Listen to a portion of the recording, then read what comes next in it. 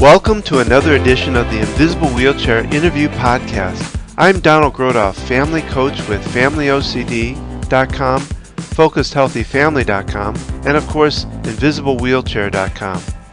In the Invisible Wheelchair interviews, I get the wonderful chance to interview some of the experts with obsessive compulsive disorders, professionals that treat OCD, people who are going through or have been through OCD, parents and caregivers of those suffering from OCD, and of course anyone that advocates for treatment of OCD.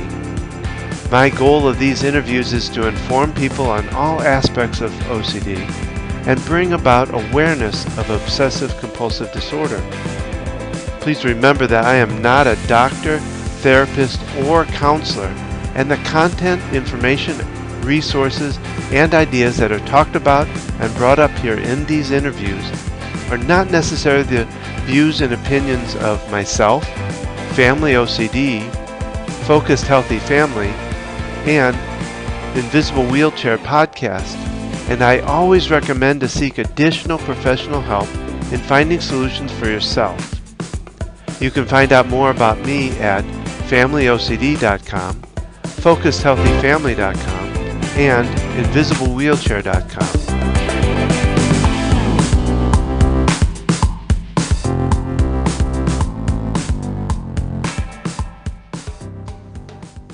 This Invisible Wheelchair podcast was recorded April 30th, 2018.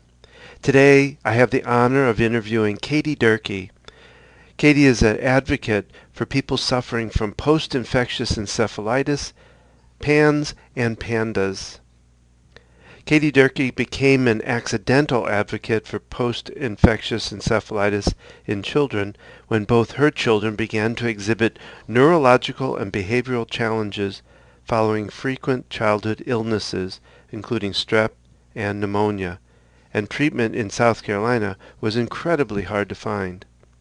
Originally, this journey led the family through many misdiagnosed disorders, but eventually, after treatments directed at inflammation and infection provided tremendous healing, it became apparent that this was a treatable medical illness related to immune dysfunction. Kati has spent the past 2 years championing with other like-minded, dedicated parents, advocates in South Carolina to change that for the 1 in 200 children we know to be affected by P.A.N.S and PANDAS. Kati is also a lead presenter for the Ending the Silence program, as well as a basics teacher with NAMI Piedmont Tri-County, and is forever grateful to have found a tremendous personal strength and healing through the support of people in that organization. NAMI advocates to end the stigma for all people who live a full life despite a diagnosis of mental illness. With that said, let's go to the interview now.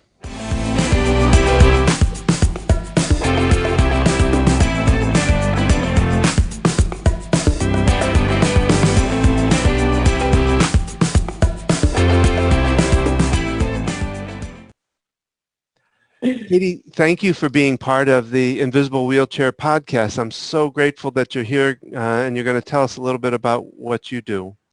Thank you. Thanks for having us on today. So, Kati, what I like to always start my podcast out, I like to give my audience kind of a personal feel for you.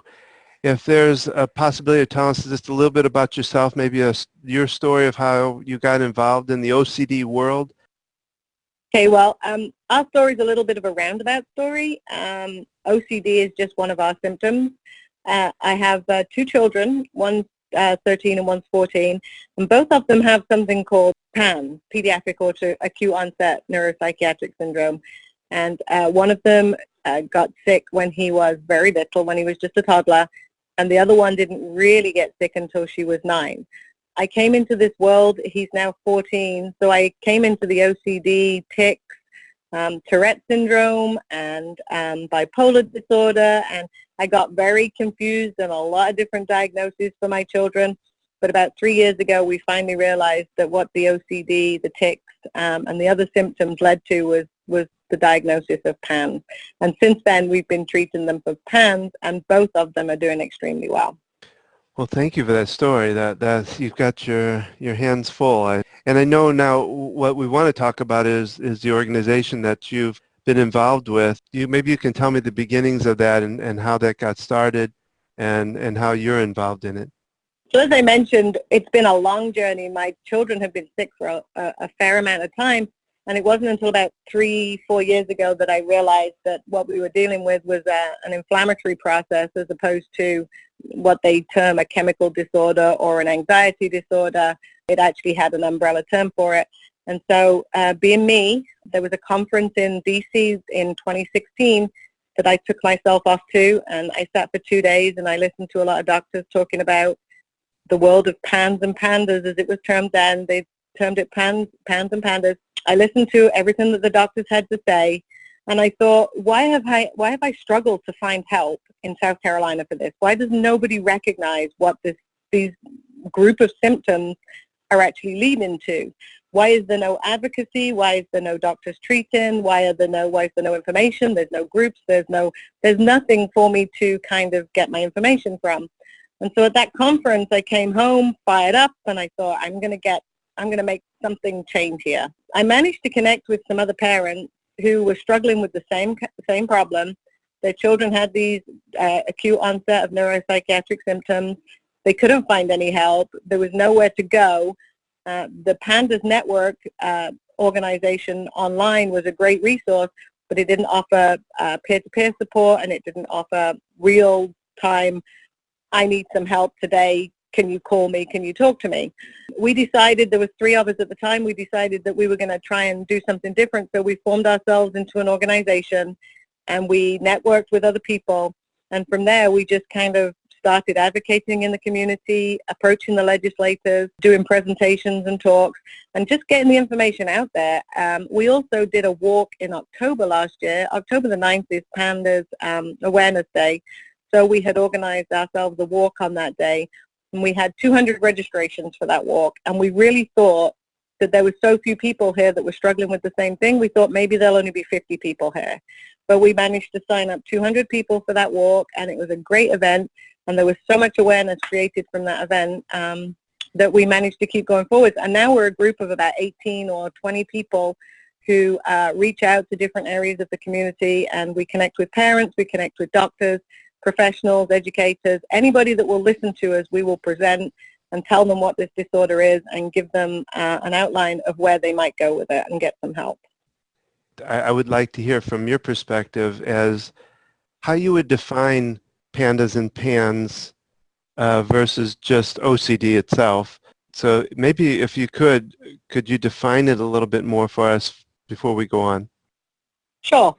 So OCD is one of the main symptoms for a PANS or a PANDAS diagnosis.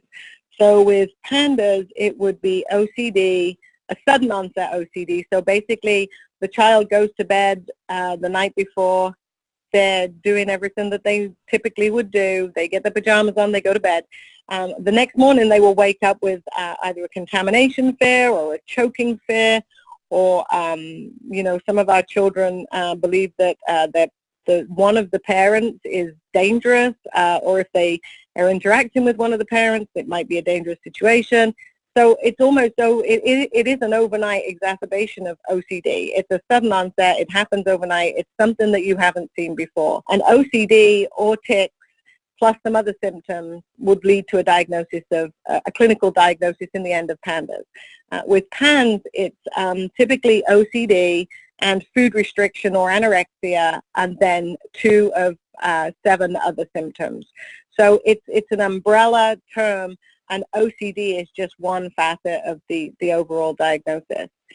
For my children, one of them actually is a hoarder, which nobody believes is an OCD symptom until they understand OCD. And so for her, she can't bear to let go of any single thing, and actually has been that way for a very long time. And we just thought she was a little bit fussy, she was a little bit unnecessary with the way she kept scraps of paper and the way everything was never thrown away in her room. And eventually we realized that that was probably one of the first signs of her OCD. But she meets a lot of other criteria, and she would meet the criteria under PANDAS. Now, for my son, he has a lot of obsessive thoughts. A lot of his OCD is thoughts, and he doesn't really have rituals either. More of what he has is these obsessive thoughts about something's going to happen, you know, something dangerous is kind of, he creates these loops of thoughts in his mind.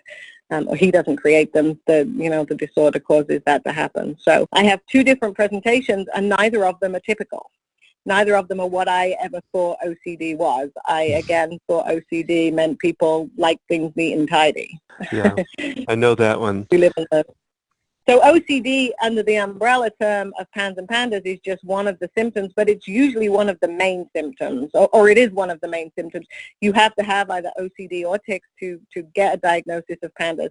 And for PANS, you have to have OCD and a food restriction, anorexia, plus the other things going on. So, and they're always, you know, Dr. Swedo has said they typically meet 5 of the 7 criteria in addition to the OCD and the anorexia for PANS.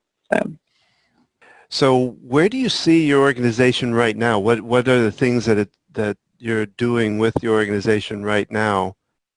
So we have a couple of things in the works. One of them is an advisory council through the legislature in South Carolina. And we've approached Representative P.A.N.D.A. here in York County, and she's been superbly helpful to us. We're trying to pass a bill, an advisory council bill that has 18 seats, 14 of which are medical professionals or people in the community that are treating or have experience with PANS and PANDAS. And then 4 seats are assigned by the governor's office. And what that committee would do, they would come together 4 times a year, and their main goal is to get the latest scientific information and the latest treatment modalities and the latest research out to the people who can help our kids in the community. So the pediatricians, the school nurses, the educators, social workers, those kind of people. So our bill is actually, we've drafted, Representative P.A.N.D.A. has actually drafted the bill. It's in committee right now, but we're not going to make it through this session. The session is already ending, I think, next week or the week after, and we didn't get enough votes to get it out of committee this time, but we know that that's something that we have set our goals on over the summer to keep campaigning and educating the legislators, so when that bill comes back up again, when they reopen in January, they'll know exactly what it is and what they're voting on. So that's one of our goals. We've met with the legislators several times now, so we're still working pretty hard on that. And then our other goal is actually to try and find one of the hospital groups, one of the children's hospital groups, to open a clinical point of access for these kids that have the sudden onset neuropsychiatric symptoms that manifest from a streptococcal infection or from, you know, a flu trigger or something else. There's several different triggers, infectious, bacterial, or viral, that can trigger this disorder. And our children tend to display very quickly with things like, again, the OCD is paramount. That's one of the first things that they would be looking for. Urinary frequency, nightmares, hallucinations, auditory and visual hallucinations, rages, and those kind of things. And it happens very quickly. So we're hoping that we've actually set our targets on the Medical University of South Carolina, and because we know that they can collect data, we know that they can collect research, we know that they can come up with new treatment protocols, and if they can provide one clinical point of access, then they'll be able to kind of track these kids through the process, and they'll start to discover what works and what doesn't work, and what these exacerbations are looking like in the greater population in South Carolina. That's the other part of it. So raising advocacy and awareness with the hospitals, and then also pushing through the legislature. So that's our main goals. Okay. Now, you mentioned encephalitis, and I'm just curious about how does that play into the PANDAS and PANS? I don't know if you can kind of maybe explain, and I'm kind of curious, what role does that play, or what is that in relations to PANS and PANDAS? So originally, if we go back, when Dr. Susan Swedo at the NIMH first noticed that the children in the Sydenham's Korea studies were looking slightly different, but they still had this group A strep triggering tics and OCD, and they originally coined the word PANDAS, well, actually, it was originally P.A.N.S, but eventually it was adopted as PANDAS, so pediatric autoimmune neuropsychiatric disorders associated with streptococcal infection. Long way of saying PANDAS, right? Yeah. But they now realize that perhaps it's not autoimmune. In fact, now what they think it is they're moving closer to molecular mimicry. So it's an immune dysfunction, but not necessarily autoimmune. The PANDAS acronym isn't quite fitting what they've learned since then. I think that they had a conference at Columbia in New York here just recently, and I didn't get to go, but I have seen the slides and I have talked to people that were there, and they are actually settling more on post-infectious basal ganglia encephalitis. So they know that there's an encephalitis process in the brain. They know that the strep is causing, it's going through, crossing the blood-brain barrier. The antibodies are creating this inflammation, but they're not really going down the autoimmune path anymore. They're going more with a molecular mimicry. So the encephalitis is now more of the term that we can use comfortably, I suppose we would say. As an organization, we are trying to move away from PANS and PANDAS. We would like doctors to understand more, maybe perhaps that PANDAS is a barrier to, and I think we talked about this, when you say PANDAS to people, they don't still really know what it is, and there was some controversy connected to the diagnosis. And so for us as parents, we're often getting diagnoses of post-infectious encephalitis or those kind of diagnoses. So encephalitis is certainly coming into the mix. It may or may not, play out. It goes through a name change, but certainly for us as an organization, we want to stay up on the latest research and kind of keep pushing through, because ultimately we want doctors to recognize it as an encephalitis, a post-infectious or a post-viral or a bacterial trigger for the encephalitis. So we don't mind dropping the name PANS and PANDAS. We just want to get our kids the treatment for the encephalitis that's happening in their brain. Okay. Kind of what you're saying is that we're kind of moving away from just the terminology and getting to what it really is, and that's the important thing. You talked about it, and I've talked about it in our own case, the confusion that comes about when something like that happens. My daughter was in the PANDAS range. It was an overnight, almost instantaneous kind of scenario. It wasn't even overnight. It just happened like a light switch. And then there was confusion. We didn't know what it was, how to deal with it. So what would you tell a parent what would be the first steps or the things they could do in moving forward to try to figure it out, to get a solution for their child? Many parents end up online. They end up in Facebook groups, and they end up, researching on the internet. And they do, if you put in now, when my children were young, this sounds like I'm crazy old. I'm not crazy old. It's just that Facebook wasn't really prolific then, and it wasn't the same. We had listservs still and things like that, so it was a little harder to get the information. But now you can kind of hop onto Facebook and go ahead and type in OCD, and a bunch of groups will come up, and you can jump into those groups. And I think that lends a lot of people to jumping onto the PANS and PANDAS kind of diagnosis. Oh yeah, that fits, and that looks what it is. But what we need to recognize, I think, as well, is that PANS and PANDAS are a clinical diagnosis, and it's a diagnosis of exclusion. And so there's several different disorders that are like that. We know that there, necessarily aren't any true markers. I cannot give you a blood test and tell you that you have OCD, right? There's no blood test for OCD. So when we start thinking in those terms, when parents find our PANS and PANDAS website, we have to be careful that we caution them that everything else has got to be ruled out. If a child has a sudden onset of neuropsychiatric symptoms, it could be a manifestation of several different types of autoimmune encephalitis. We know Hashimoto's is related to the thyroid, lupus, all kinds of things can trigger these autoimmune responses, and a lot of them look very similar. So we have to make sure that we go to a doctor who really is going to test us for, there's a very good test through the Mayo Clinic. It's their encephalitis panel. Shocker. But the Mayo Clinic has an encephalitis panel, and it includes a lumbar puncture, and it includes all the tests that you would need to run to rule out other forms of encephalitis. And I think that is, if I could say one thing to any parent, it's that testing probably is the first thing they should push for. Because when those kids first are in that acute exacerbation, they can often find the antibodies in their lumbar puncture if, if they get them into a hospital and the hospital kind of goes down the autoimmune encephalitis route. So I think our message is, get out there and make sure that the proper testing is done, and you don't just settle on a PANS and PANDAS diagnosis and go to a PANS or PANDAS doctor. Many, many, many of the doctors, in fact, I think all of the doctors are going to try and push first to run that LP and that autoimmune encephalitis panel before they settle on a diagnosis of PANS and PANDAS. So know that it's a long road. It's not instantly going to happen. The doctor here in South Carolina in Indian land that we work with, he basically rules everything possible out before he rules in a PANDAS or PANS diagnosis. I think that's the one thing I would tell a parent. Go and find, there is an organization as well called the Autoimmune Encephalitis organization. I have a link to them on our website. They actually have lists of doctors. The PANDAS Network, who we also link on our website, they list doctors in different states.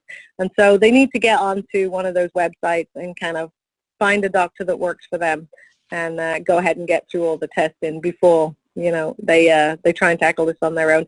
It's a difficult one to nail down because, again, there's no real blood test. We have the Cunningham panel, which helps a lot, but a lot of practitioners don't really know how to read that. It's getting better, but mainstream medical typically won't read the Cunningham panel as a diagnostic tool. So yeah, I mean, I think a lot of the tests that are done, they're not always the most accurate things anyway, so it is a tough thing to diagnose and to get down to. Is there anything else that you wanted to add that you'd like to get out there, let people know about your organization, about PANS and PANDAS, encephalitis? Is there something more that you'd like to add? Well, I think that what we need to know is in the last 2 to 4 years, this has kind of exploded.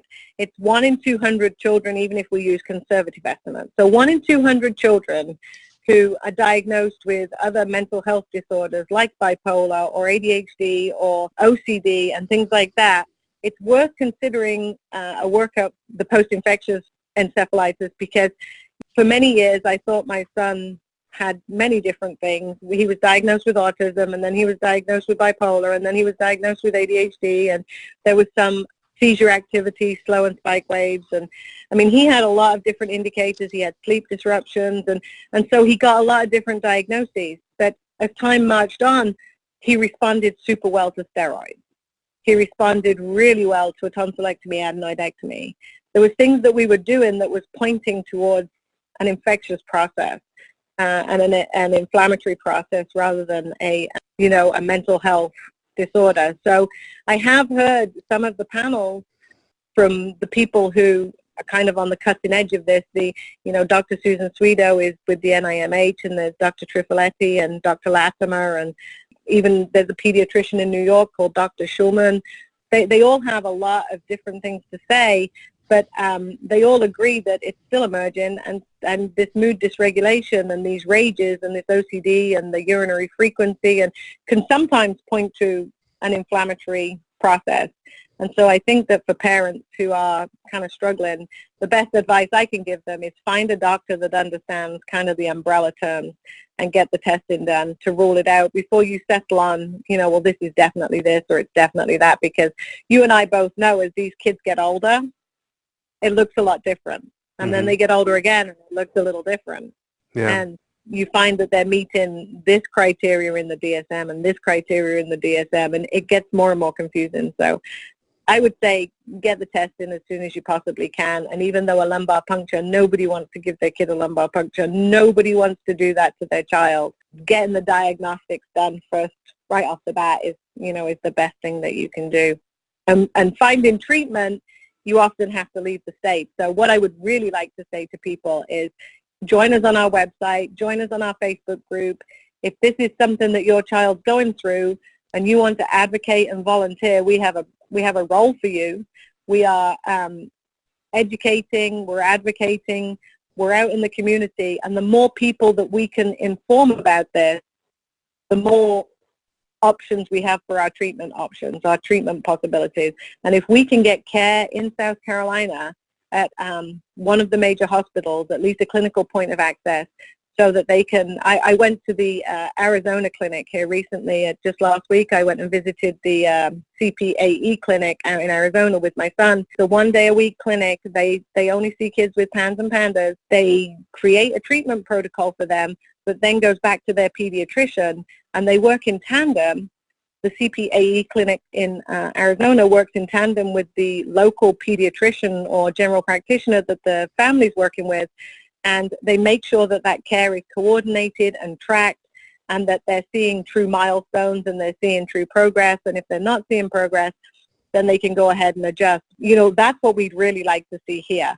We'd really like to campaign for that kind of clinical point of access where they come up with a plan, formulate a plan, they're tracking our kids, they're tracking the research, they're changing the protocols, but it's all done through their pediatricians. So, because, you know, putting a kid with OCD or with tics or with anger or with mood dysregulation into a car and driving for 6 hours to see a doctor is just, you know, it's really just a feat.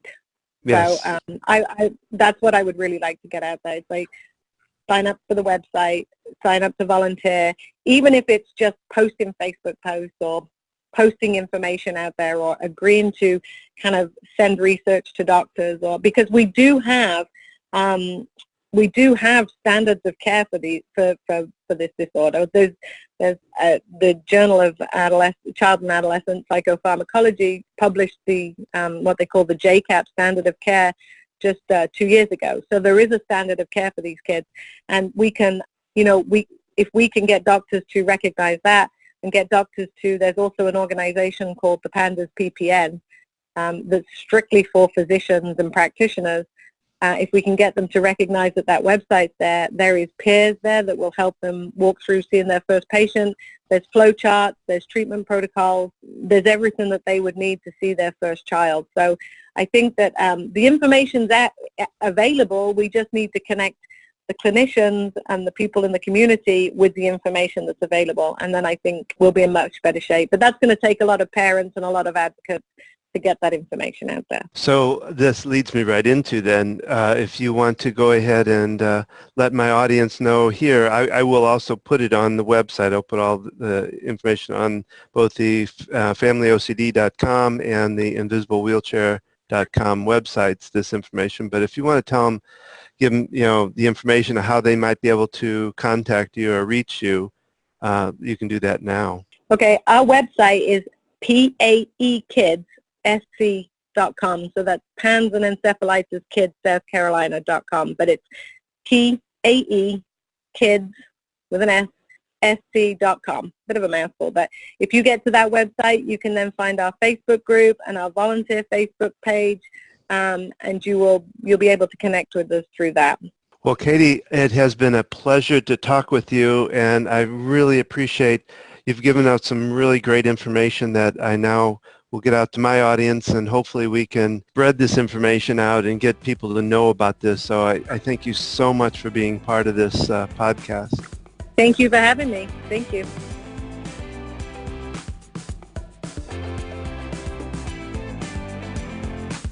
That concludes this interview podcast. Please leave me a comment or question below. That gives me good direction where to go on future podcasts and interviews. I would love to hear your invisible wheelchair stories if you are willing to share it. If you would go to invisiblewheelchair.com and click on Tell Your Story. I want to remind you that OCD, Obsessive Compulsive Disorder, is treatable. I can help you get past OCD. So, if you have heard this interview podcast and other podcasts, and you feel like you need further assistance and would like to spend some time with me working through any issues you have, then feel free to book a session at focusedhealthyfamily.com or familyocd.com, or call me at 704-562-1630. I also offer $85 off of your initial discovery session if you mention that you heard it on this podcast. I hope you enjoyed this interview podcast and will join me for the next one. Remember, keep tapping, talking and transcending your life to new heights. Thank you, and have a great day.